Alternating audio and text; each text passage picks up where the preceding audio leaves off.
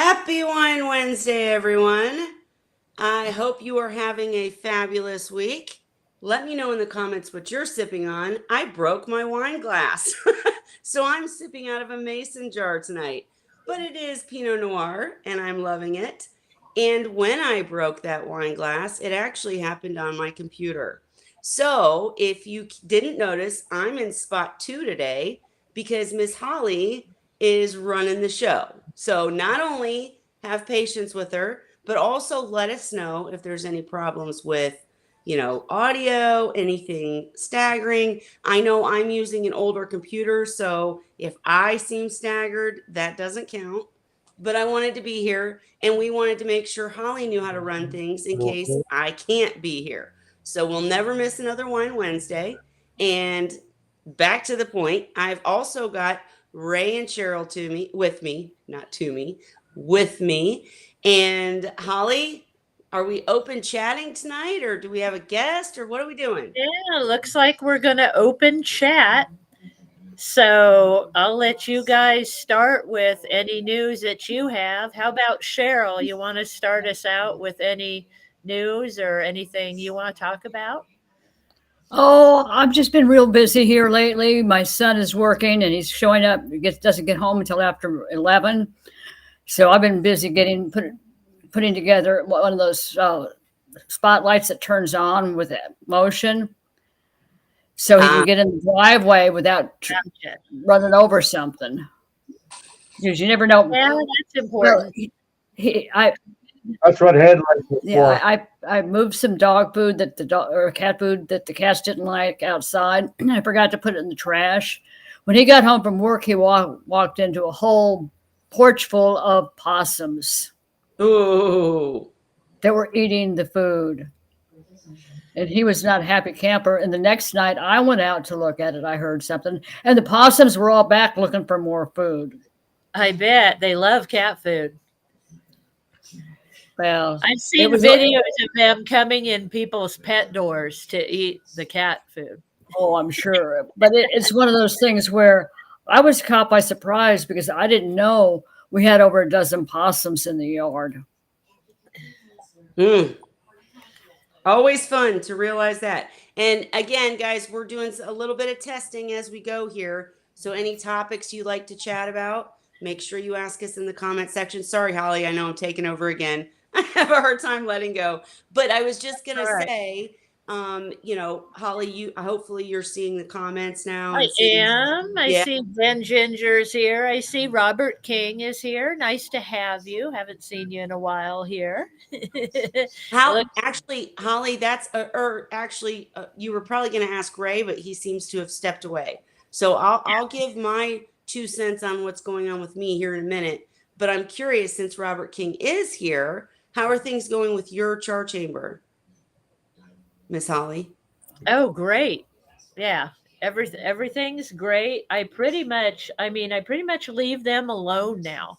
I did change out the char recently. I want to say a month ago. I had the same char in there, I think, for a year or 6 months or something, but I have it now on schedule to change it. And I know Vincent says he never changes his, and he said to I don't know if he's told you, Robert, or not, but he was going to tell you. He said that he doesn't change his at all, and it does a great job not ever being changed. So, so maybe that doesn't really even matter. I don't know. I haven't tried it that way. Well, and I'm curious because My tanks have never stayed clearer and cleaner exactly, since Cheryl. I started And I'm using it. curious, since we do have Robert in the comment section, um, do you advise people changing it out? Because, we talk about how, Vincent uses it, doesn't change the char. It works more as a biomedia, and that's the only filtration he uses in his tanks, or the main filtration, I should say. Whereas I have other forms of filtration. So I was trying to thinking that every time I changed it, the water would be sparkling clear, and it was. But am I losing that biofiltration by changing the char too often? Is my question. Because is it then not just working like GFO or something like that? or what's your thoughts on that, Robert? You can always jump in or answer us in the comment section. And Holly, when I'm here, I'm gonna ask my questions. No, Sorry. that's cool. The main thing I want to learn how to use all these controls because that's complicated. I see stuff everywhere. So Well, why don't you put up what Robert King just said about accidentally hit show on the comment so that everybody can see it that's just watching. Do you see his comment where he said I had someone accidentally knocked his ashtray? oh, now I do. There's something hiding it. Hold on, let me close this thing. There's a pop up. Yep. There we go. Yeah. So now that should show that. So Oh, that's no good. Someone accidentally knocked the ashtray into the sump and the char chambers saved the day. can Oh, you wow. imagine? That sounds like something that would happen to me. Mm-hmm. Same here. Same here. And I see Vince is with us now And then too. I see also he says it doesn't hurt to change it though. Right. And that was kind of what I was getting at is obviously it doesn't hurt because it's still working as not chemical filtration, but as filtration. But like my seahorses absolutely adore the Robert King chamber, and they sleep on it to this day. They fight over sleeping on it. I've told you guys before, but Ray said, I think it was Ray, I think it was you that said at one point maybe it's because the water is cleaner right around there because it maybe it wasn't you. Well, someone said that, and I was just thinking, so is it better to change it or not? Because as Vince said, he does not, and Robert, you said, I'm just not sure if it's necessary. I guess it depends on your goals, and I bet it depends on whether or not it's a new tank. What are your thoughts, Holly? Well, I didn't put mine in a new tank, so I don't really know how how it would be different if I had it in a new tank because mine was established when I put it in. One thing I've noticed about my seahorses though is they seem to take comfort in it. Like when it's time for the water changes or things like that, they like to hide behind it or Yeah. hang on to it. And maybe it's because it's the one thing that I don't take out of the tank. Right. It's So the last most thing of you their other stuff is getting pulled out. They know I'm not going to take that out, yeah. but they definitely. Our seahorses always seem to be happy just being in the tank. You said what, Ray? My seahorses always seem to be happy just being in the tank. Well, you're amazing. They didn't like it when I took them Right, out. Yeah. right. Well, the thing is, you've got two things. You've got a stationary object that they can hang on to, and they know it when you're moving everything else around. But you've also got those bubbles, and especially rectus love getting into bubbles. Oh yeah. Mhm. And what I was saying about the new tank versus old tank is just that because Holly put her Robert King chamber into an established tank, it still made and so did Cheryl. The water became sparkling clear and it did its job. But in my case, I was putting it into a new tank, and when I did, it made the water sparkling clear, but it also seemed to help with outcompeting nuisance algae and keeping the tank cleaner overall. Whereas in an established tank, you wouldn't need that as much, right? So maybe in a newer tank, changing the media is more important than changing it in an established tank. I'm just throwing it out there, asking. Now I've noticed in my tank that's where algae grows. That's one of the spots where algae likes to grow, which is fine because it makes it easy for me to pull it out But you said it grows by the chamber? on the chamber. It grows Really? on. Mm-hmm. Yeah. That's crazy. I don't grow algae all over the tank, but I grow it on the char chambers in both. So You- wait, you Ray, got- Ray, do you think that's because of oxygenation? Or Don't know. who knows, right? Maybe it's because I don't clean them If it as grows often. anywhere in the tank, you know it's got too much nutrients. What was it, Ray? If you've grown it anywhere in the tank, you know there's too much nutrients. Right. Yeah. You've got phosphates in there. I think it's because it's a spot that I don't clean. Mm, Usually, I let it grow there. yeah. Most other parts of the tank, I wipe down everything. I pull algae off of stuff if it has it, or send stuff to the bleach bucket. But the char chambers, I usually leave them alone for a while, and then when it's growing, where I can actually pull it off, that's what I do. Hmm. And then when I change the char out, that's when I pull the whole char chamber out, and clean it. So But you're saying the algae grows like on the plastic? Because if it was growing on the sponge, I'd be worried it was clogging it. sometimes, no, some will grow on the sponge, some will grow on the top and on the airline, just Hmm. all around it, all parts of it really. But when it starts to wave, I'll take my fingers and just pull it off, and Well, I then was other gonna than say that, we really do need to remember. Ray pointed out, if mhm, you see nuisance algae, you know you've got excess organics. I know Zen Ginger Holly's gonna probably read her question in a second about phosphates, but the bottom line is one thing we need to keep in mind, guys, is that nuisance algae or not, it's doing a job and the job is mhm, good, right? So having mhm, algae, I try to say this all the time. When I had a tank that was overrun with algae because I let it go, the seahorses were happy as clams because that's what they Oh, naturally live in.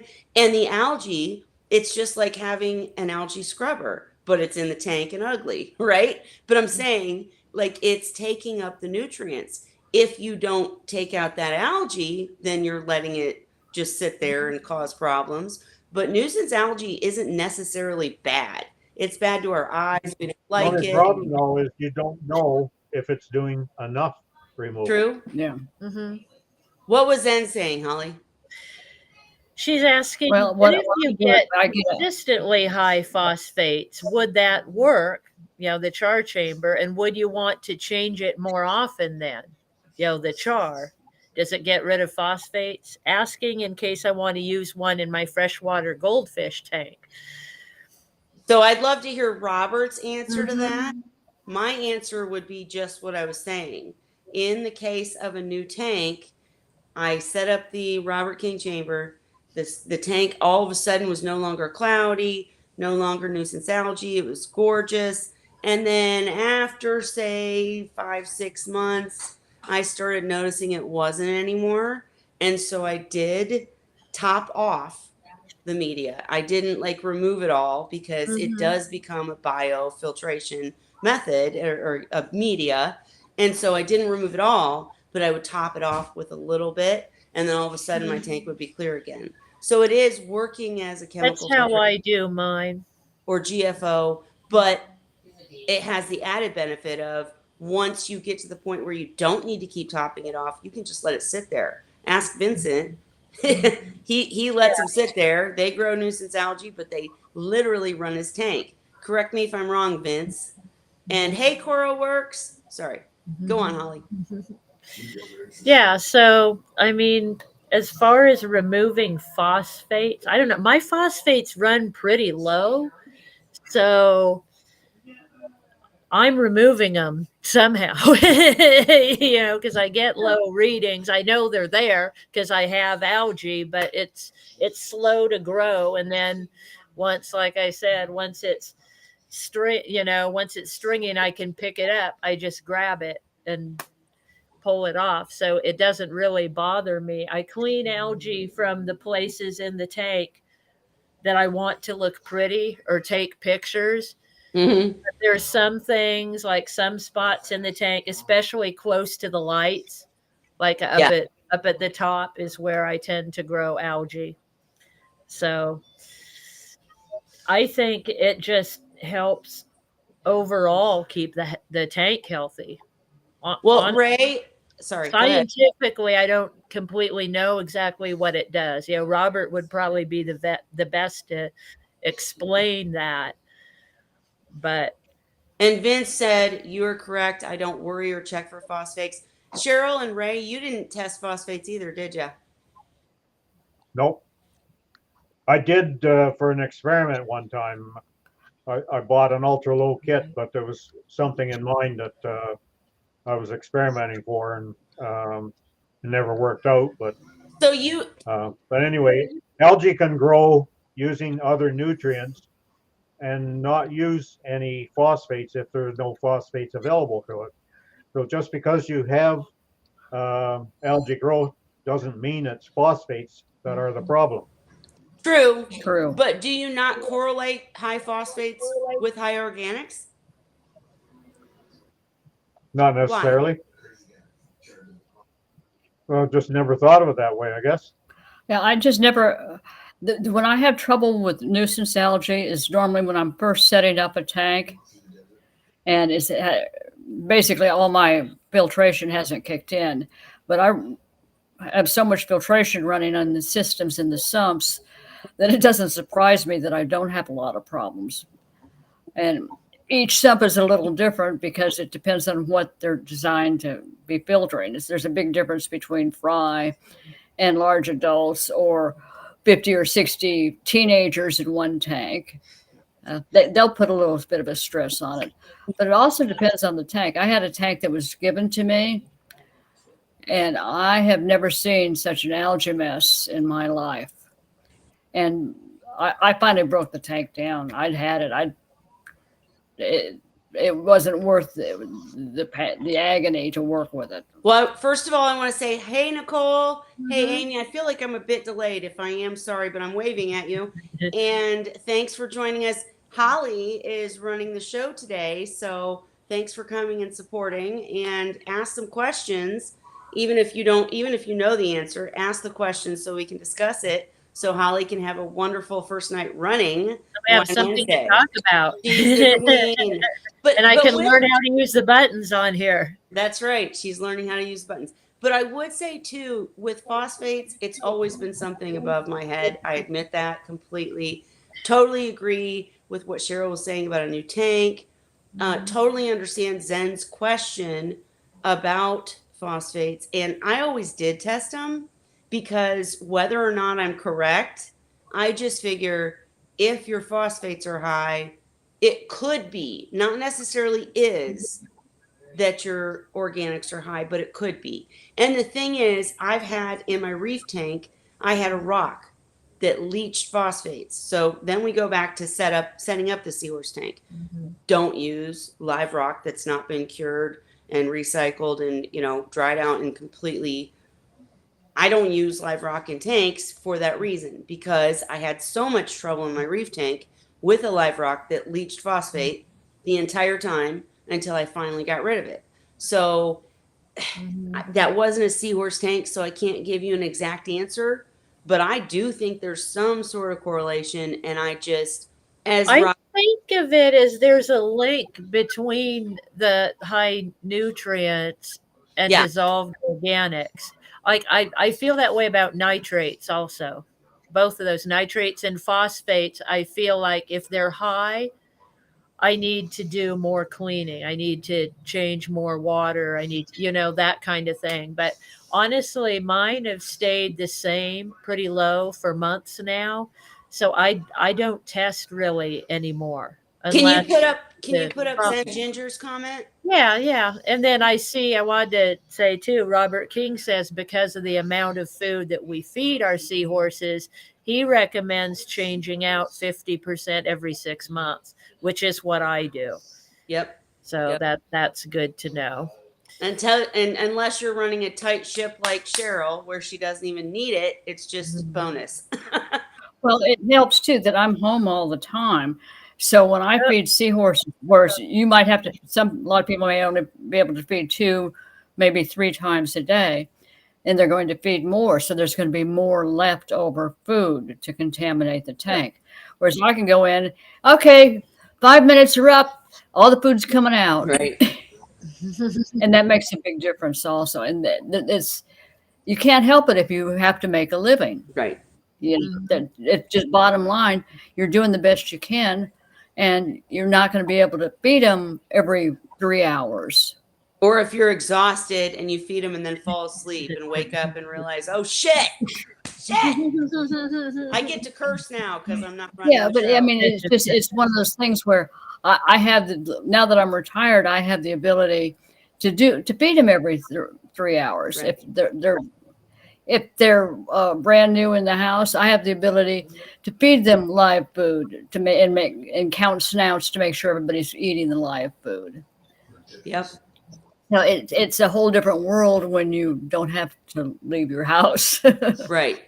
And Holly, read Zen's comment. Sorry, I'm not trying to tell Yeah. you what to do. Sorry. So Zen Ginger says, I only get high phosphates with my Goldies and no others, but it has a canister filter, and I'm convinced the porous biomedia holds on to it, which is why I wondered if the char would go bad per se. Like It it does holds not. I would say no, because otherwise my numbers would change since I've had it. The char chamber's going a long time now. Well, and I do want to mention Robert has a new char media. When I say no, I'm admitting I'm speaking about Aquachar. And I have experience with Aquachar, and that is what I'm using in my Robert King chamber. Robert came up with a new media that is very comparable. And so, Robert, can you tell us, does it go bad? I'm assuming it doesn't. It turns into a porous media that turns into a biomedia. But yeah, make sure we know what we're saying before we say it, right?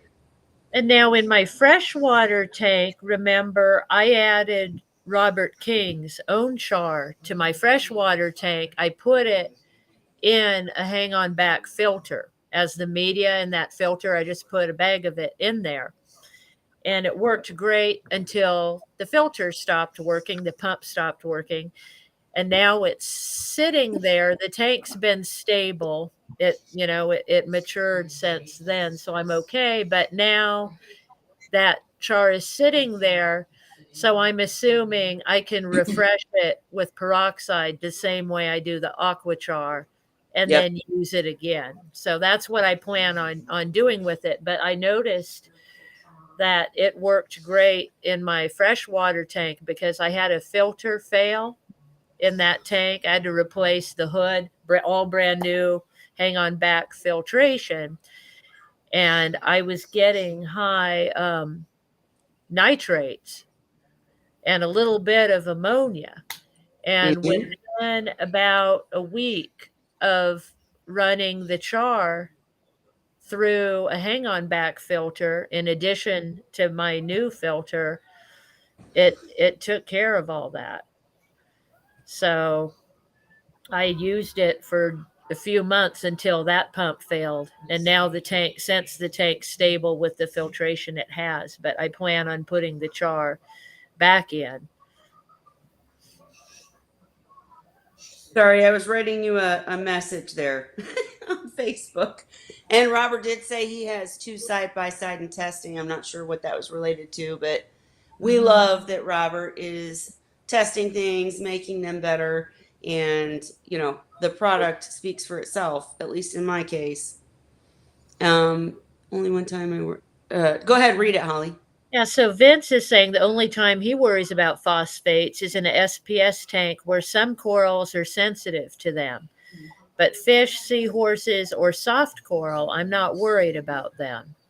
Well, I'm curious too, like Gina's Reef, I saw you're out there. Hello, welcome. Thank you for supporting Holly's first chance at running the stream. She's running this stuff. She's doing a good job. Keep asking questions and commenting. But I'm curious with you because you have so much experience with it. Like, I'm not a scientist. I can't go into the depths of how one thing equals another the way Ray can or whatnot. But I just have always felt like if you don't have rocks or whatnot leaching phosphate, and you do test your tank for phosphates, and the phosphates are high, then that immediately tells me that I have a problem with not only phosphates, but organics. Or am I totally crazy? Like, Well, when your dissolved organics is made up of an awful lot of different organics, and just one in particular being high isn't going to be the main problem. Not in my opinion, anyway. But it should tell you, hey, you're coming upon a problem. Can you take it as a clue? Yeah. The reliability of phosphate test kits is suspect many times. I don't think you can always trust the readings that you get. Well, that's true too. Holly, do you see Robert's latest comment? Maybe put that up. Sorry. No, I don't. I'll have to scroll and see where we're at. It sucks to run this thing because then you don't get. You're like, wait a minute. Yeah, well, I see a bunch. Da. He said the new. Oh, here we go. I see it. Go ahead and tell us what it says. Oh, nice. So Robert King says the new char works great. It has gone through rigorous testing with high levels of mercury and removed it all. It was then put into another tank and didn't leach out any mercury at all. Ooh, that's key. That's impressive. That That's really really is. impressive. I love that because when something doesn't leach, then we're talking about something that works. So glad to hear it. And when I run out of what I've got now, I will definitely be switching over because if I got rid of my Robert King chamber, my seahorses would probably like shoot me or something. I mean, it's their toy that they fight over and play with. It's crazy. Yeah, they do love it. That's for sure. I'm just wondering what bound up the mercury to remove it from the tank. That we probably don't know at this point. What do you mean? He's saying the char did. No, It the has char to removal. be in the char now, Oh, well, he's not Yeah. going to tell you Right? that. That's his secret recipe. right? But well, no, so it absorbed the mercury, right? But it didn't leach it out when it was put into another tank. So does that mean it's still in the char? It's bonded to it, or what's Yeah, the you're talking scientific meaning science. of that? You're talking science. And Because I don't know. So maybe somebody who understands the science of it more can explain that, what's going on there. well, Yeah, the thing is, I'm not convinced that it's actually still bound in the aqua char. It may, or in the mercury is not still bound in the aqua char. Did it have a chemical reaction that converted it to another Something else, safe. something else? That the scientist in me is kicking in right now. My head's immediately going, okay, so what did it turn into, or did it not change its chemical composition? Yeah, Well, mercury compounds, there's a lot of different ones, and charcoal itself is not going to change the compounds a great deal. it should soak it up, I can't right? see. I mean, Well, it will become,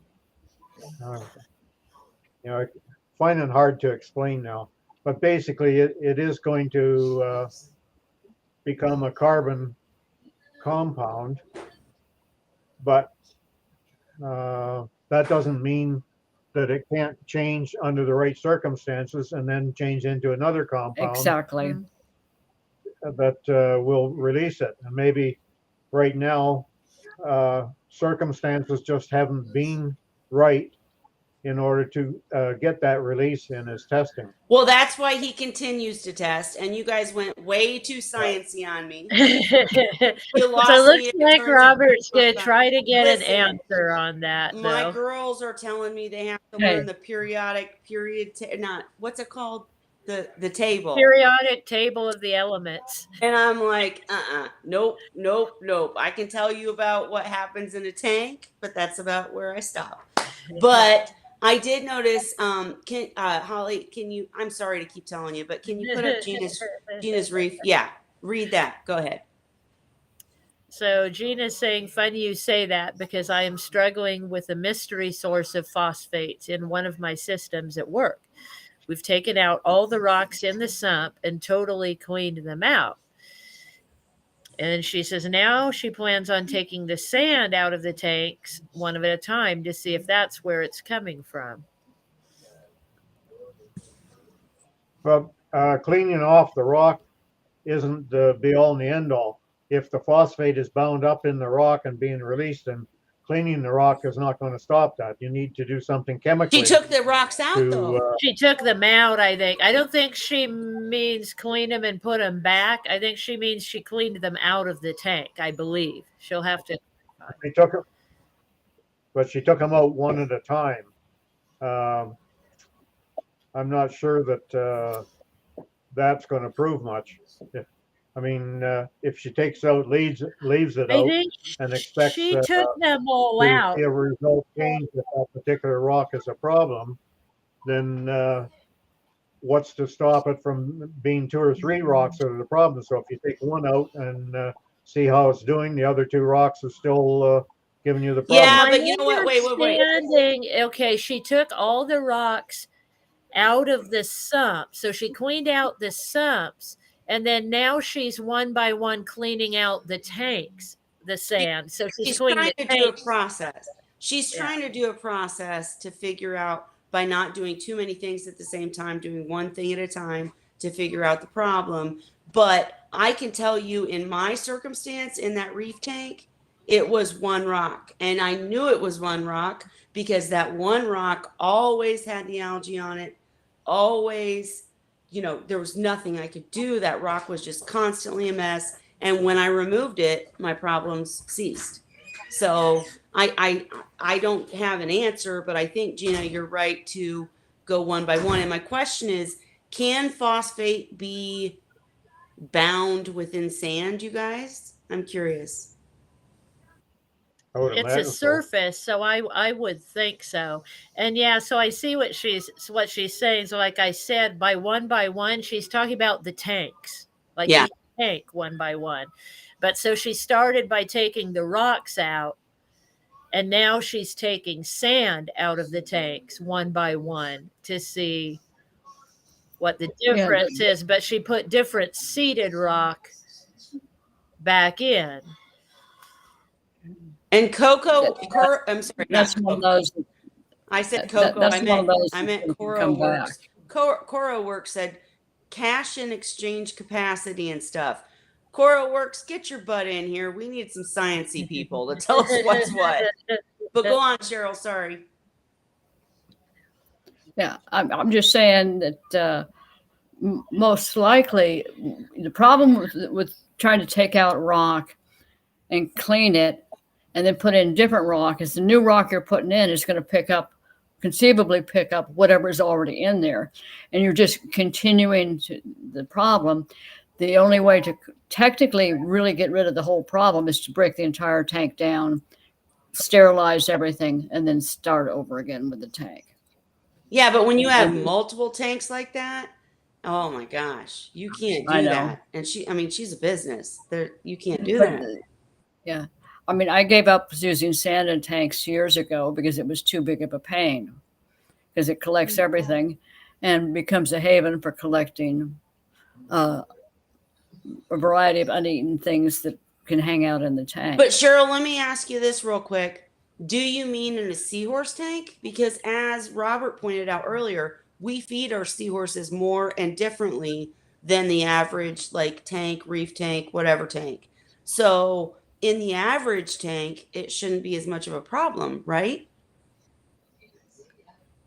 Ben's just said too, check your water source. Mm-hmm. Yeah. That's excellent. It's just like if you've got a city water in fact, I've had this discussion with some other people, even well water, you need to double check to see what is in your actual water that you're using. Because I know more than one case where people had disasters when the city or county or somebody changed how they were treating their water. Okay, wait, back up real quick. Everybody's making fun of me. Ray, pronounce it right, please. Sorry? Oh, I thought you guys were agreeing with her because I pronounced it wrong. Cat ion? Yeah, of course, cat Cat ion, not cation. Anion from cation. Okay, so I pronounced Cat ion. sorry. But Positives and negatives. okay. Anyways, Okay, sorry, Cheryl. I got off the topic. My bad. I got called out for pronouncing something wrong. But yeah, I mean, when someone asks a question like that, I don't know, because when you're talking about so many multiple tanks, it's a mess. Very hard to deal with. And Gina, it's one of those table systems with a ton of fish and coral, 400-gallon systems with 13 various size tanks. Yeah, I mean, So that's a lot to figure out, to go through and find the problem. That's a lot of possibilities. exactly. And I mean, hats off to you for trying to figure it out. And why, I'm curious, Gina, why are the phosphates a problem? Like you said, you've got high phosphates, you're trying to figure it out, you're trying to fix it, but why is it a problem? Is it affecting the systems, or is it just you don't want high phosphates? Because that's the reason, like in Seahorse tanks, that a lot of people don't test, right? Because it doesn't really matter. Um, why don't phosphates matter in a Seahorse tank, Ray?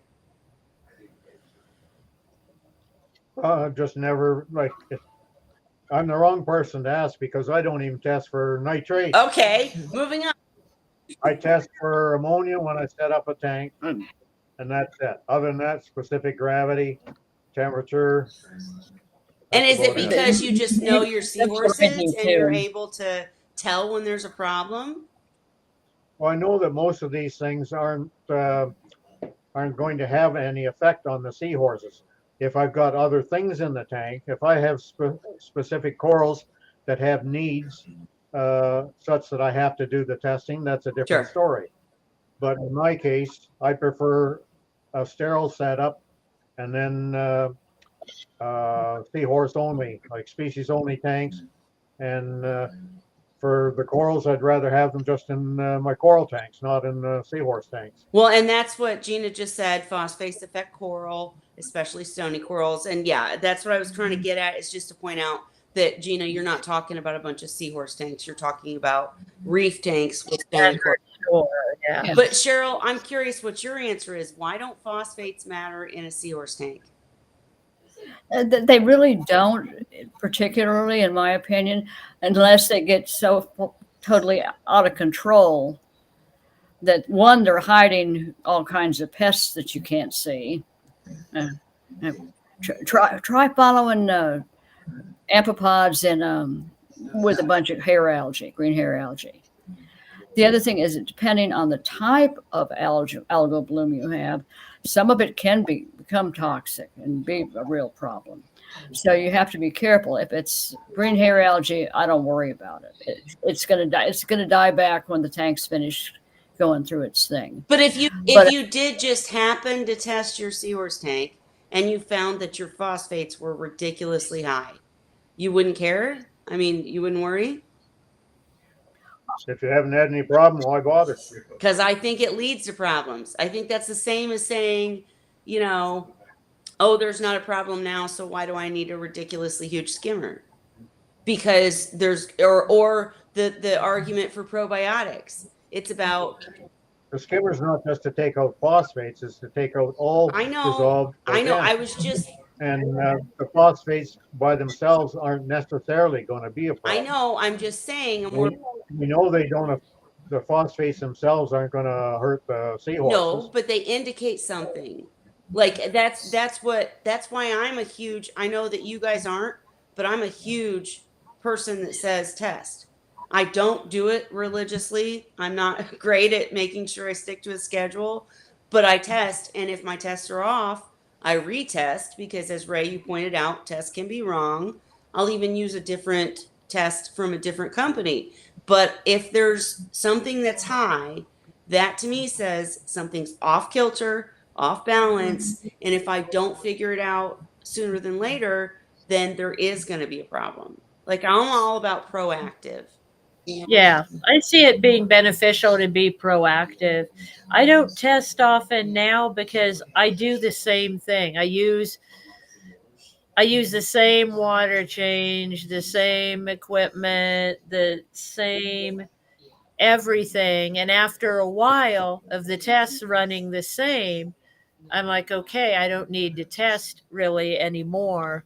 So now it's like every few months, sometimes I'll run tests because I'm curious just to be sure, but they come out with those same readings that they've had forever, basically, because the tanks have been running a long time. And if I'm following the same routine, using the same water, the same, I don't see why it would change. You Right. see what Give I'm me a second because getting at? Robert's getting ready to go, and he was asking if we wanted him to come back and discuss this some more with the aquachar and all of that. Let's make him a And guest.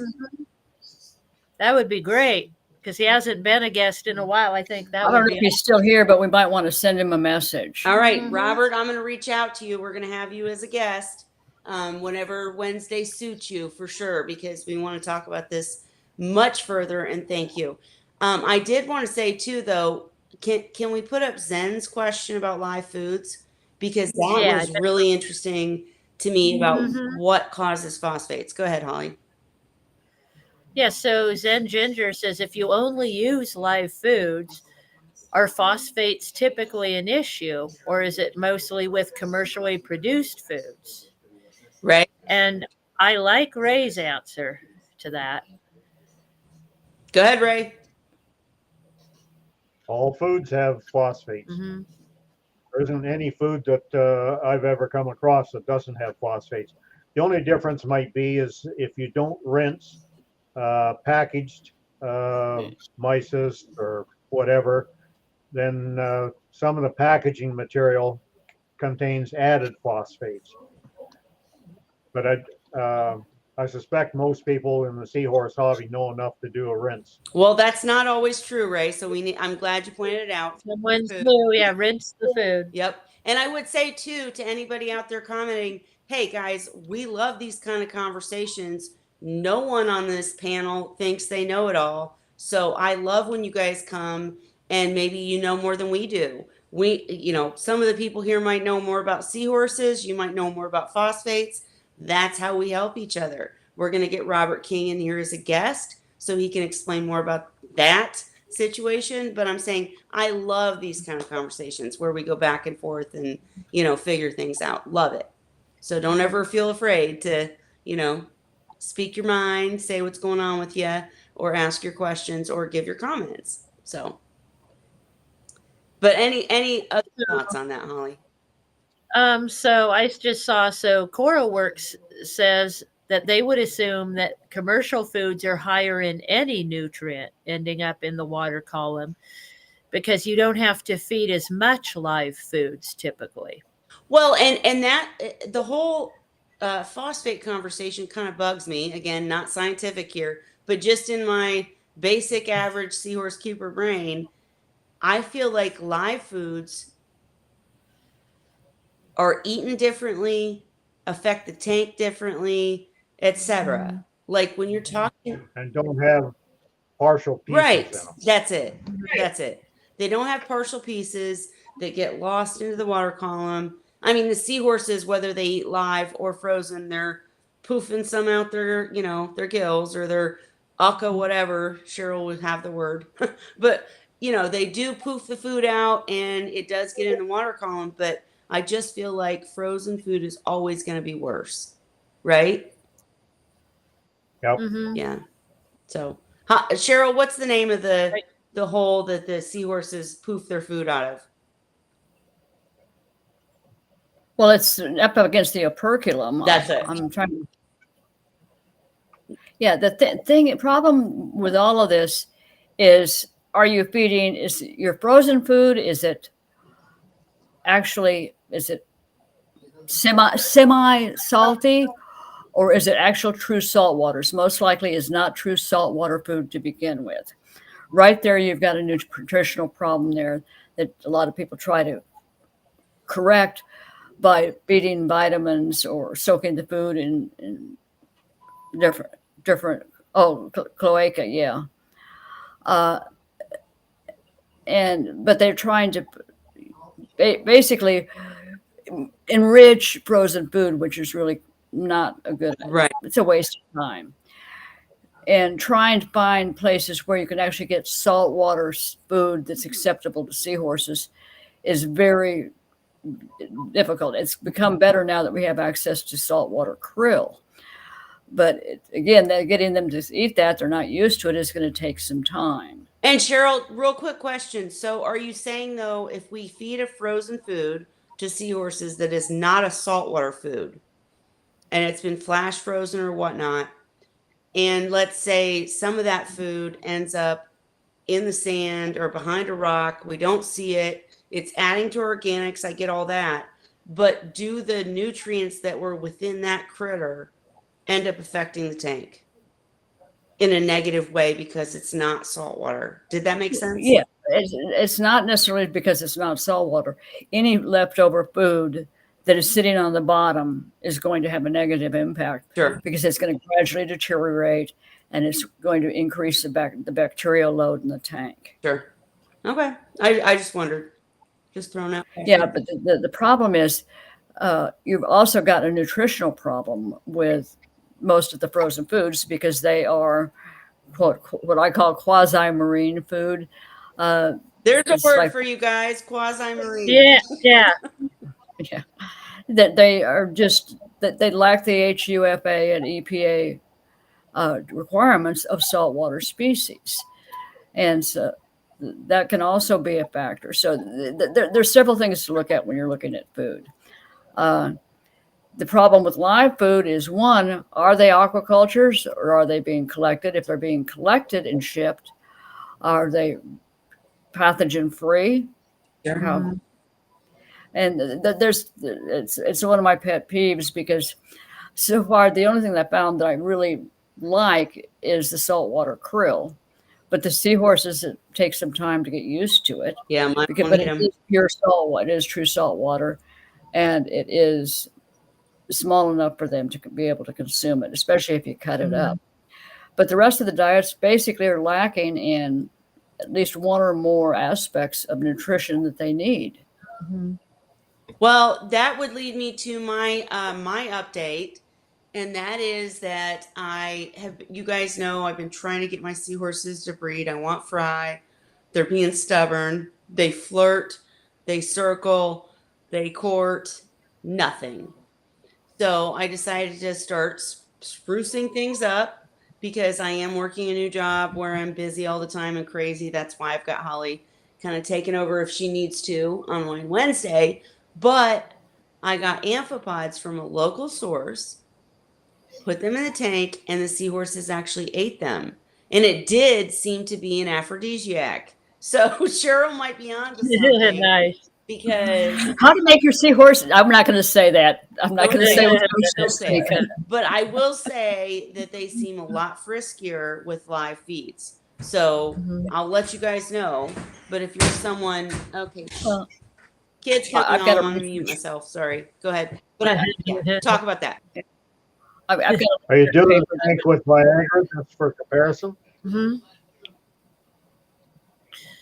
What, Ray? Are you doing another tank using Viagra? So Well, you no, can compare? and I wouldn't be feeding Viagra to my seahorses. That would be a no-no. Should I try it? No, I'm just kidding. But no, I'm not doing anything scientific here. I'm just saying that they've seemed friskier. If I end up with fry, will it prove that the live feeds affected it? No. But I'm just telling you guys what I'm doing in case you're ever in that position. Mhm. So now let me deal with these teenage brats. You guys talk about something else. All right. You're on, Yeah, Holly. So I was wondering what Coral Works was talking about here. The cloaca. Everybody know what that is, or what it refers to? I think he was still making fun of my mispronouncing something. I'm not sure, but Oh, okay. I was like, well, I hadn't heard that. I'm like, what is that? Vince, you feed your And horses then oysters. Vince says, The memory of is weak, but it has oysters. something to do with waste output on organisms. Cloaca does. Is that the word? Cloaca? Yeah. Is that what it is? Well, I don't know for sure, but just the memory from a long time Ah, ago, uh, it's just some organisms, the waste output is called that. okay. I don't know if that's the right pronunciation, but I'm looking at the spelling, it just triggers Yeah, something. I wasn't familiar with that, so I was curious. When you're 80, it's hard to pull back all the information that's stored up there. There's so much. I bet. So Vince says feed them oysters. So have you done that? What do they think? I'm curious Me to too, know. because me I've too. had my seahorses eat table shrimp. Like if I use scissors and cut up table shrimp and put it in, I haven't done it in a long time, but my seahorses did eat that. See, and with that though, Holly, you've told this story and I've loved it every time. But the more that I think about it, half the time I'm afraid to eat table shrimp.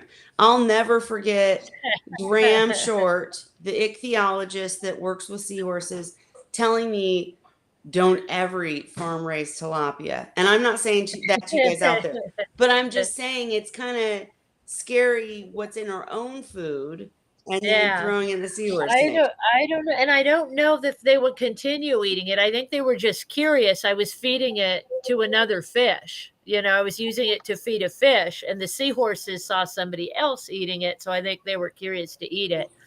I don't know that they would continue eating it because I didn't try to keep feeding it to them. It might have just been a curiosity thing. I see Kay Miller's question that you're going to What? ask, but before you do, I would just say, sorry, kids.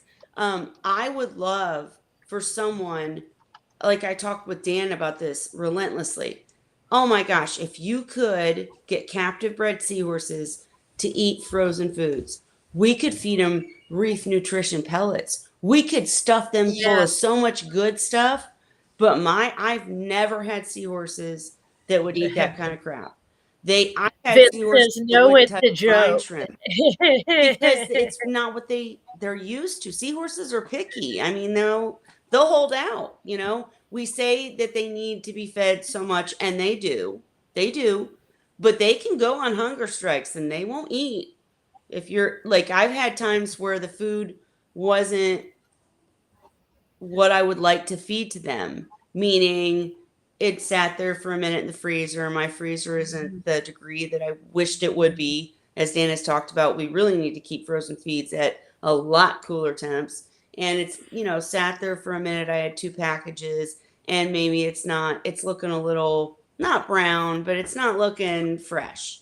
My seahorses are picky little spoiled brats. They won't eat it. So I don't know. I'd love to see a captive breeder get them eating pellets and stuff like that. I don't see it. Mhm, But go ahead with mhm. Kay Miller's question. Sorry. So the question is, can I ask about cyano? Is it safe to use chemiclean or slime out? It says they are safe for fish. Has anyone used them with seahorses? I'm currently experiencing a cyano breakout. And I have an answer from Gina's Reef Yep. saying chemiclean is safe. Just make sure you don't overdose. Keep your skimmer running. Just take the collection cup off.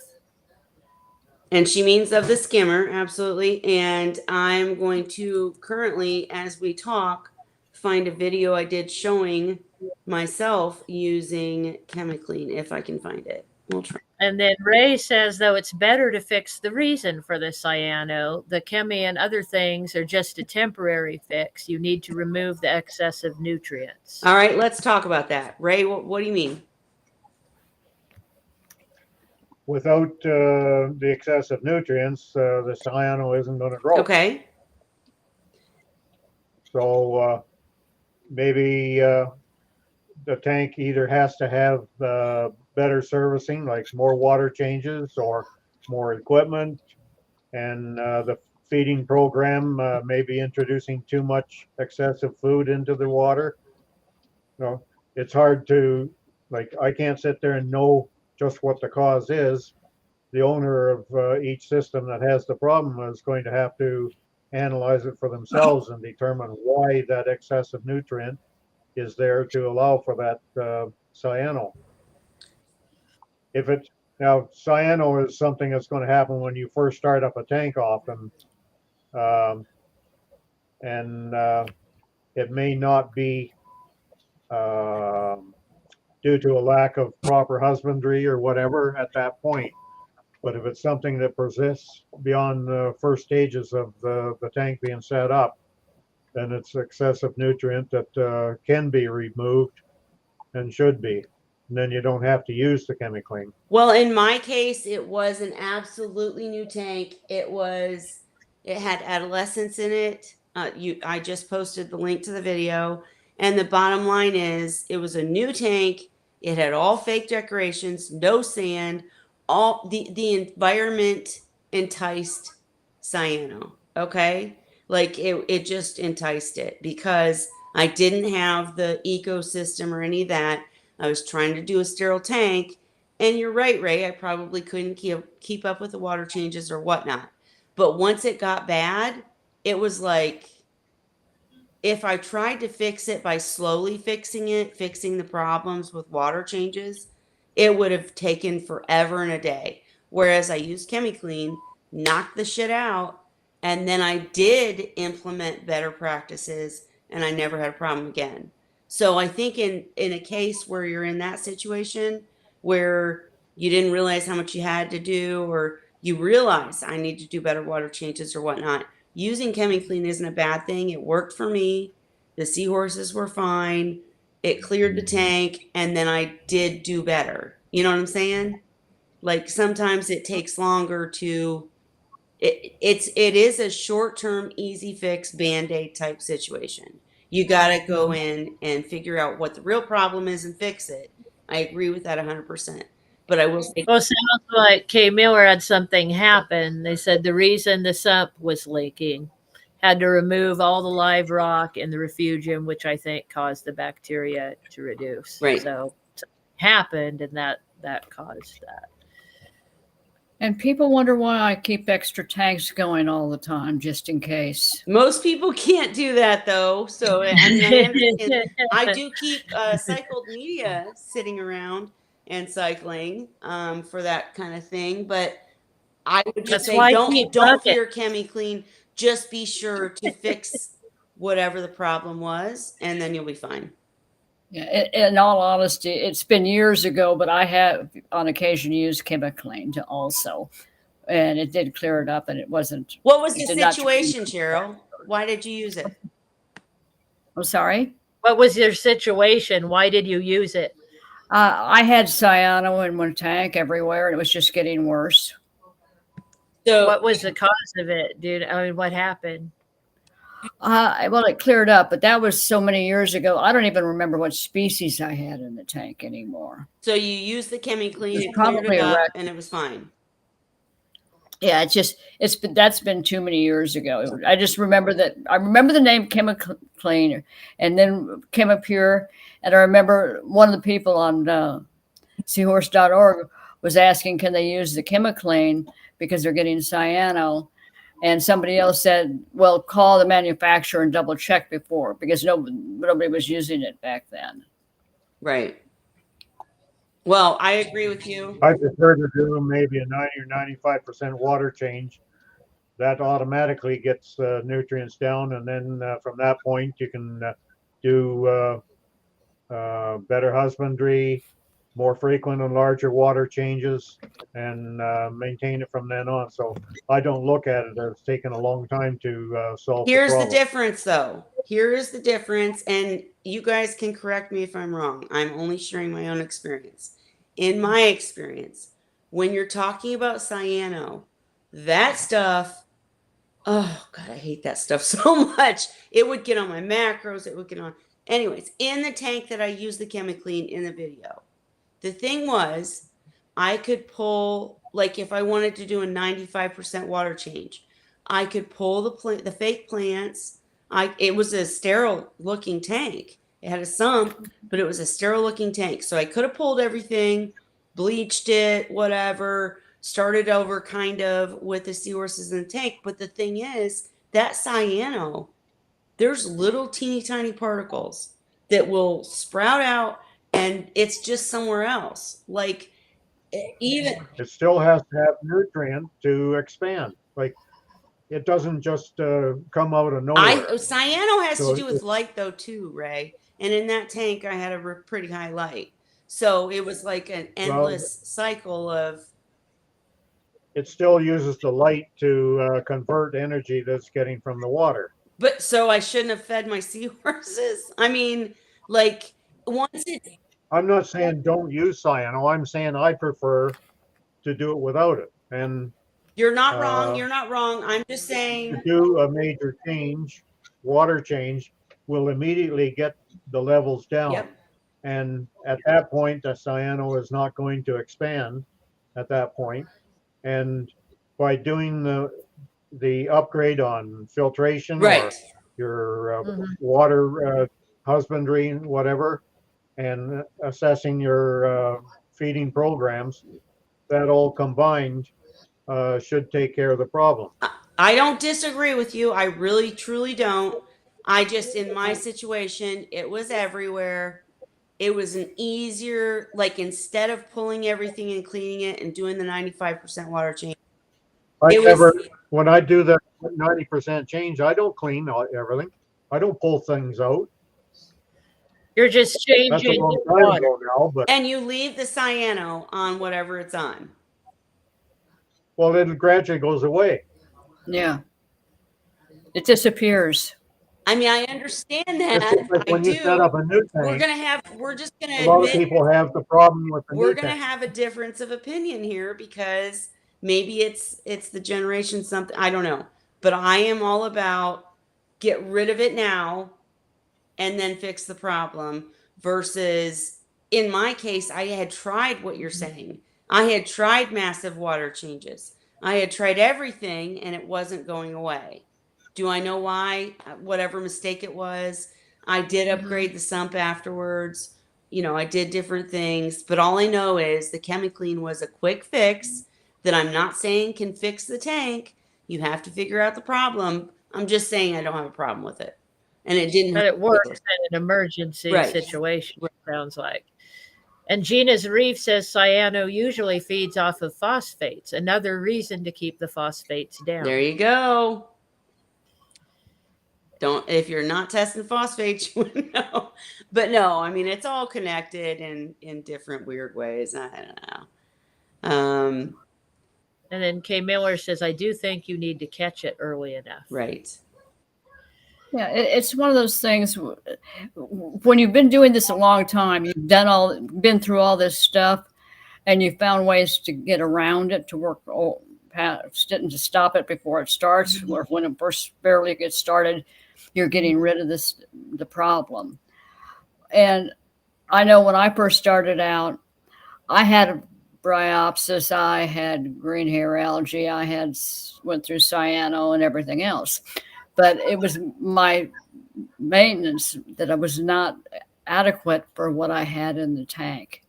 And once I learned to get on it before it ever starts, I don't see those problems anymore. I've been seeing green hair algae in I don't know how many years, or cyano or anything else. But it's one of those things where, for me at least, it was a gradual learning process of getting tougher and tougher and learning how to get past some of these things. So what is And your it does take what is your advice for setup to avoid these things? Like, I mean, Now, are there any key pieces of information that you use to set up a tank that you didn't used to that would make sure you don't run into these problems? first of all, my tanks are bare bottom. I do have artificial hitches that have some rock that hold them in place. The vast majority of my filtration basically is coming from the sumps. Okay, I'll give you an example. I've got two 20-gallon fry tubs. They're on a 29-gallon sump. And in that sump is a skimmer rated to 180 gallons, K1 media, char, aqua char, Purigen. We used to have bags of carbon in there. I'm not doing that now since I'm messing with the aqua char. And all my baffles are built in such a way to accommodate that particular tank, where they're filled with rubble rock. And of course, because the water goes rushing over the top of them, they become self-cleaning. So they make it very easy to clean. Obviously, a filter sock. And I've got like, what are they called? Well, I've got a variety of different things. So do you think, Cheryl, that basically it's that not only did you figure out what filtration methods to use in your sump, but also that every filtration you use these days is established? Like, you're not using new media, you're not using new product. You have established cycled media that is used to the wear and tear of seahorses, and you're able to set up a tank in an instant, whereas someone new is going to have to go through a process. Exactly. And it's a learning process, and there's nothing wrong.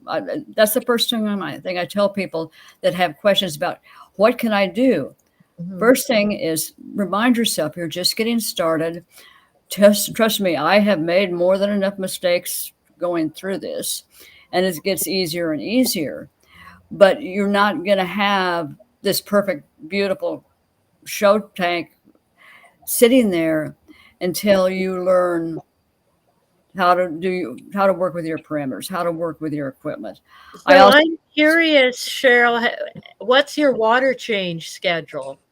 How do you do water changes and cleaning? What's your schedule? It depends on the system. If it's a normal, like for my breeders, it's about a 10% every 4 to 7 days, depending on how big they are. If it's my fry, it's several cleanings a day when they're tiny.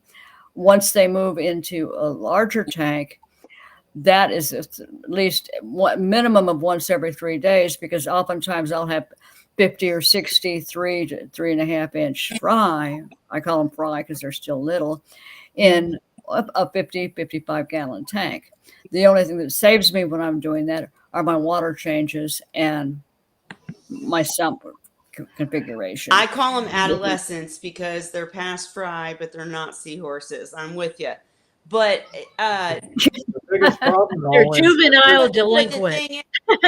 thing is, though, we need to also, as you guys are discussing this, and I want to let Ray speak, but as we're discussing this, we need to also consider the fact that you're talking about systems where you've been doing this for a long time and you're raising fry, and you've got multiple systems set up to do that. Somebody coming here with the average question is talking about, I just want to set up a seahorse tank with 2 seahorses and this, that, and the other. So they might not need all that extra stuff, but they do need the extra filtration, and to consider that Exactly. and make sure they have that. Ray, what were you saying? basically, I don't like to tell somebody that they should do 15% or 20% or 30% a week or every Depends 2 on the days tank. or every 5 days or whatever, because every system is different. Yeah. And the stocking density has so much to bear on it. Your equipment has so much to bear on it. The way you feed. So you can have exactly identical situations, stock wise and equipment wise, but 2 individuals feed slightly different. One's got a problem, the other one doesn't. Right. And you can't sit there and tell them because those systems are such and such that it needs this kind of or this percentage water change, because you just don't know all those other tangibles. I agree with you, Ray. And it's one of those things where I even, different species have different feeding techniques. My combs, I call them rock crawlers because they'll go and pig out on frozen food, and then they'll switch over and start hunting in the rocks for the rest of the days, using the tip of their tail as a holdfast and sticking their snouts in every hole in the rocks in the tanks. They're hunters. That's what they are. They're unlike some of the other species that are more sedentary. There's just so many variables. Species is just one. Maintenance is another. Tank setup is another. There's so many variables. And you have to find out what works for you. Well, and that's why I hope when Zen Ginger finally gets ready to do this, I hope that Zen, that you will come in and be a guest and like walk us through what you're doing. And then you can ask specific questions. This is my tank. This is my sump or not. This is what I'm doing with it. What would you advise? And then we can literally talk about a specific system that wouldn't be right for everybody else, right? But Exactly. that Everybody's different. I wish we could get more people that would come in here as newcomers and Hello? hey, Yes. mute Ray, Holly. Do you know how? I think I do. Yeah, it's one of those things where every tank is a little. I kid about it after this many years. Every tank has a mind of its own, and it's going to do its own thing, whether I like it or not, until I can get control of the whole situation. But how cool would it be if we could get people to jump in on the live stream, one per week or whatever, and be like, I'm setting up this tank. Here's what I want to do. What would you advise? And then, actually have them come back and share how it's working out. That's what I want to do. Well, And I know people might not be comfortable on screen, but we could do it in that we just hear your voice or what, Yeah. Yeah, so like Zen says, if you're not comfortable on screen, if you send us pictures, at least we could share the pictures and Exactly. talk about it. That works too. And Or it would be Holly, fun. and you don't know this yet, but you could have someone jump in here and they would be like this. So it would be like this. They wouldn't see you. Yeah. You'd just be talking. But you can talk. Yeah. Yeah. So And it's one of those things. I kid about it. Okay, Dan and I were both working with combs years ago, and we were running into problems. We could get fries. We finally figured out how to raise the fry, but all we got were females. Rectus, everybody gets a pouch, not with combs. And I finally got annoyed. I set up a second tank next to a breeding pair, the parents. Put one in the tank, just one, to see what happened. He had a pouch within 2 weeks. Wow. So then I decided, well, I'm going to try this and put them, 3 or 4 of them, into the tank with the adults. Next thing I knew, they all had pouches. So even their reproductive behavior is dependent upon the species. This is why people ask me a question and be like, show me a picture of them. I need to know what it is, because each species is a little different. yep, absolutely. All right, guys. What else do we have Start out with the rectus. What else do we have They're fairly to? hardy. I am trying to make these a little shorter. I love seeing you guys every week, but as I have Holly take over partial control here, trying to make them shorter so she doesn't have to spend her night chatting with us. But any other questions? Because we want to make sure open chat. Any questions about seahorses? We're here for you. Anything I missed, you can say it again and I'll share it. I'm trying to watch all the comments and talk too. Now you get it, Holly. I missed anything. Yeah. But now you get it. It's not easy. You're like, oh my God. Yeah. But well, here's our answer to that word. One cloaca, one vent for waste and reproduction. Yep. Oh, wow. Interesting. Well, seahorses aren't that. No. They spout stuff out of their operculum or whatever it's called, but they have more vents for waste. They have more vents. They have big green, or not green, big purple. Waste. The operculum is what covers their gills, basically, on the sides just below the top of their head. So that's not. So I'm saying it wrong to say that that's the hole that they shoot the food out of. It's just the cup. But they're not pooping. They have a poop chute also. Right.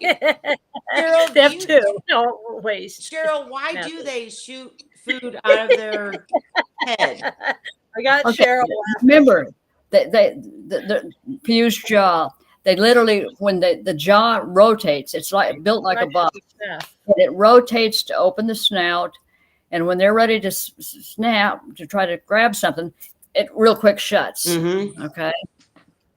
And basically, Rush the food. what happens then is a large percentage of what they have just consumed goes flying back out into the water because it gets smashed, squish. It's called squish feeding. That's what I call it, because their jaw is actually creating that and turning that into a powder, and then they'll swallow a percentage of it, and the rest goes out through their top. Yeah, comes out of their head. I was trying to find But something. it doesn't always. I've noticed. Sometimes it depends on how hard they're snicking. Some of mine don't do it. That's one thing I look for if I'm thinking somebody's sick. I'm looking at their jaw, the retraction of their trigger, and is anything going out the top? And it's like if you have to hand feed, if you're not getting this stuff coming out of the top, you probably got a problem, a big problem. Anyways, we need to let our hostess, Kelly. Wait, hang on. I wanted to show you guys something. Holly, can you make it possible for me to share? Or maybe yeah, you didn't tell me that part, but you'll have to kind of walk me through how to do that. Okay, hang on. Here we go. All right. So, and guys, thanks for helping us test this stuff out. I see a share screen down here, but I imagine that's for me. No, hang on. Allow. All right, go ahead and click that on. On the share screen? Yep. Can you now see what I'm sharing?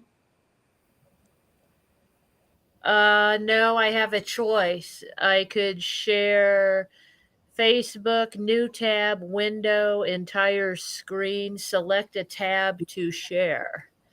So it's wanting to share from mine. So let me hit cancel. Right. I don't know how to get you to share. Like, do I click on you? Drag to move. Try turning on. Do you see? Oh, I know. Let me look in. Do you see that on the left-hand side where I have another screen? Do you think it's in there? Let me see. Do you see where there's another Seahorse Whisperer? Yeah, let me scroll down. Turn that on. I see that. So click it on.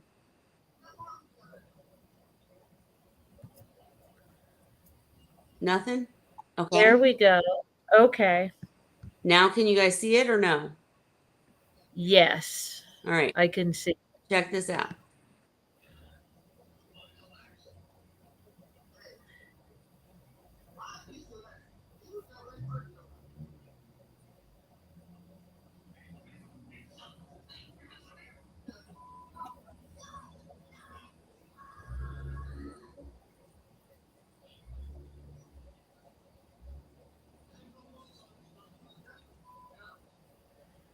Oh, yeah.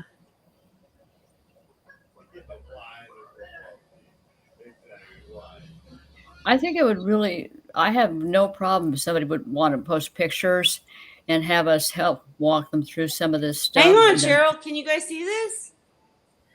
Yeah, I can see it. Can you not hear it? See them eating? So you guys can't hear it. Okay. Can't hear, but I could see it. All right. So if you had heard it, it would have been cool.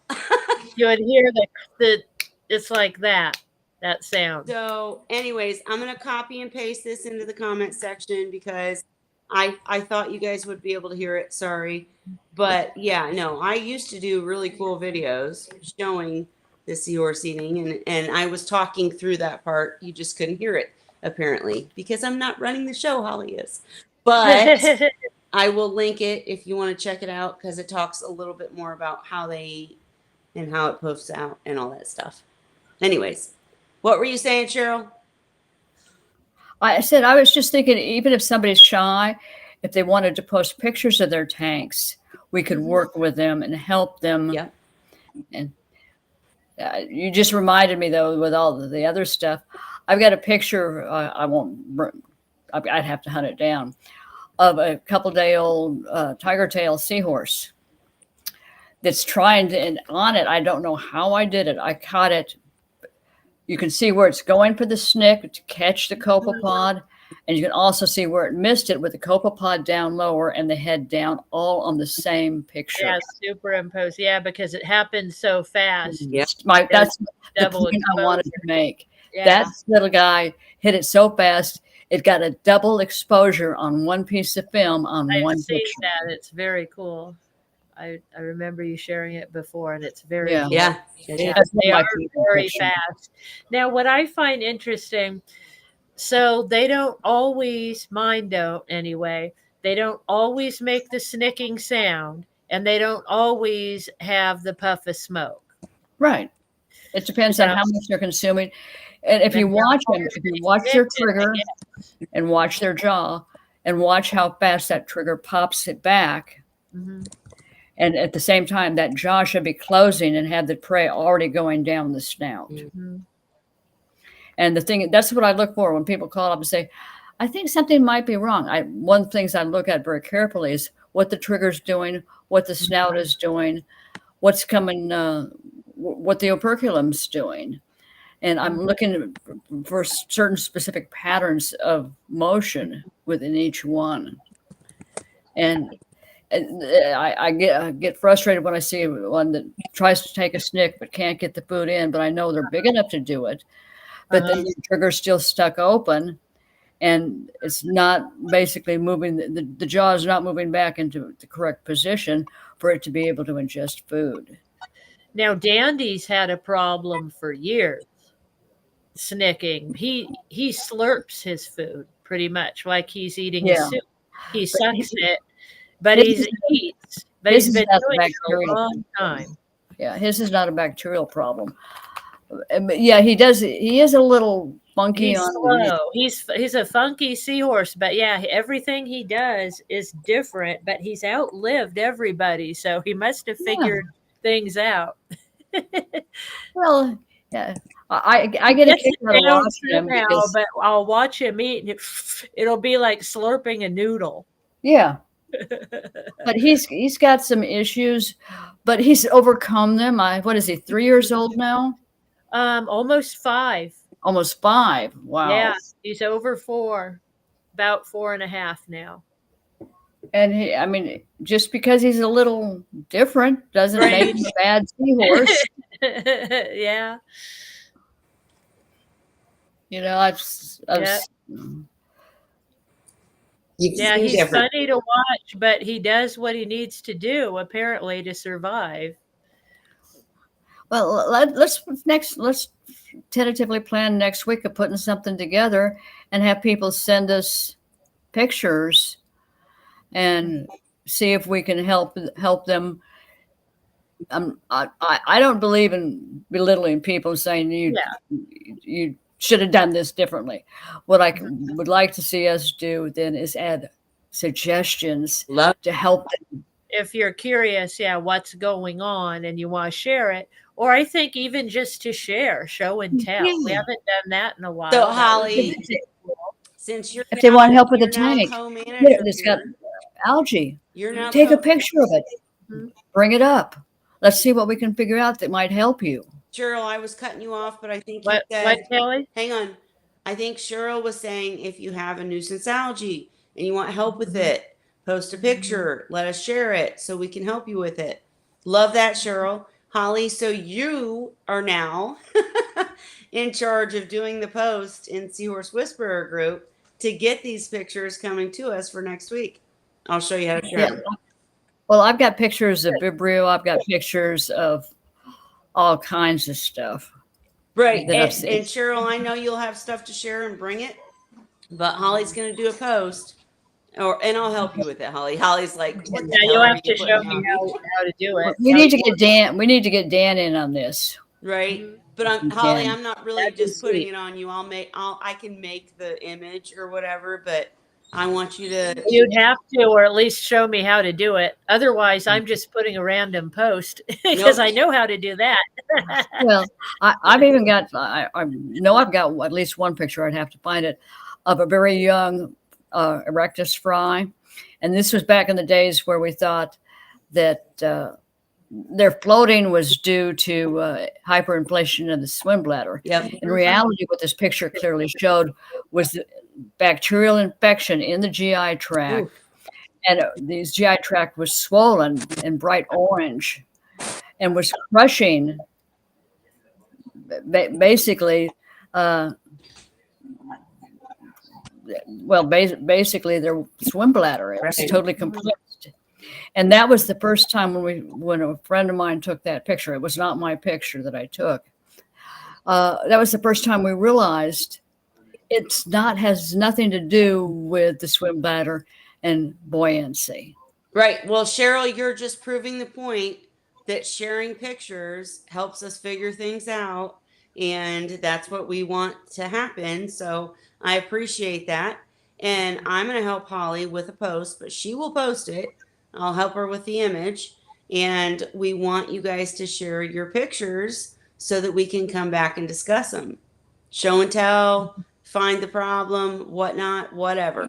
That's what we'll do next week. And then I'll get with Robert King to find out when he can come back as a guest. Yeah, get a hold of Dan too. Of course. But Holly, I think you're going to tell us it's time probably to end it for the night because we're hitting 2 hours. Yeah, and then you're gonna have to tell me how to end it because you didn't tell me that. I see Vince probably already left though. Good night, Vince. I saw he was going. So All right, so you know. it's this super simple. If you got, and Holly will say this next week or in a future week, if you didn't get your question answered, we'll be here next week. Go to Seahorse Whisperer group or Seahorse Sources group, post your questions, just tag us, and then we can make sure to talk about it here. When you see Holly's post that I'll help her with, make sure to post your pictures so we can talk about them next week. And with that being said, Holly, you literally say, everyone have a happy Wine Wednesday, and you hit end. End stream. Yep. All right. Thank you, Holly. Well, by the way, everyone, hey, thank you for joining us. Wait, I'm cutting you off to say thank you, Holly, for running this stream and running it when I can't be here. I really appreciate you. You're a valued member of this community, and your leadership will take us to the next level. Go ahead. Well, thank you, everyone, for joining us this evening and putting up with my ineptitude. No. Thanks, Kelly, for helping me out. Well, I thought Kelly did a great job working with you, and I thought you did a great job, quite frankly. Absolutely. Well, I'm learning. I'm learning. Wine Wednesday will live on. Go on. So thank you, everyone, for the cooperation and joining us this evening. And we hope to see you next week. This meeting we're Cheers. going to start at 7:30. Ray, don't push it. Don't push it. They're mocking me for being late. Holly will always be on time. But +1 for Ray. I'm always on time if I can figure this stuff out. Say happy Wine Wednesday. I'm in, or you're ending it. Good night, all. Good night. Happy Wine Cheers, Wednesday. everybody. Good night, all. Good night. Do you hit end? Is it snooze time?